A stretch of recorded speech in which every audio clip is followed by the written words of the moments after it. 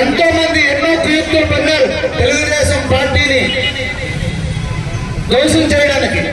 కానీ ఇది అన్న నందమూరి తారక రామారావు పేదవాడి కన్నులు కరిగించి వాడి చెమట నుండి పుట్టిన పార్టీ కనుక ఇది ఎప్పుడు కూడా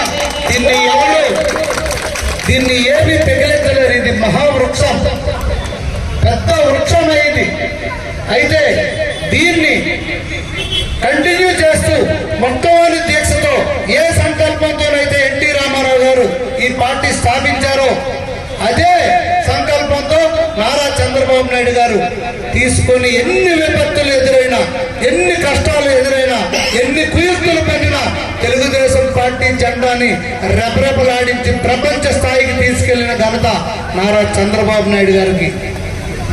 ఈ రోజు చంద్రబాబు నాయుడు గారి వయసు మీద పడుతున్న కొద్దీ తెలుగుదేశం పార్టీ జవసత్వాలు నింపడానికి, అలాగే అన్న ఎన్టీ రామారావు గారు ఏ ఉద్దేశంతో అయితే పార్టీ స్థాపించారో అదే ఉద్దేశాన్ని ముందుకు తీసుకెళ్లడానికి మన నారా లోకేష్ బాబు గారు తెలుగుదేశం పార్టీ ప్రధాన కార్యదర్శిగా బాధ్యత తీసుకొని అన్న నందమూరి తారక రామారావు ఏదైతే సమాజమే దేవాలయం, ప్రజలే దేవుళ్ళని నమ్మిన సిద్ధాంతంతో ఈ పార్టీ స్థాపించారో అదే సమాజమే దేవాలయం, ప్రజలే దేవుళ్ళని నినాదంతో నారా లోకేష్ బాబు గారు కూడా 3000 పైచిలకు పాదయాత్ర చేసి ప్రతి ఒక్క పేదవాడి, బడుగు బలహీన వర్గాలు, చేనేత కార్మికుల యొక్క ప్రతి ఒక్క గోడు విని కష్ట సుఖాలు తెలుసుకొని రేపు ప్రభుత్వాన్ని స్థాపించబోతున్నాం.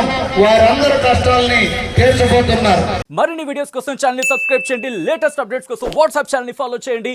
అండ్ లింక్ డిస్క్రిప్షన్ లో ఉంది.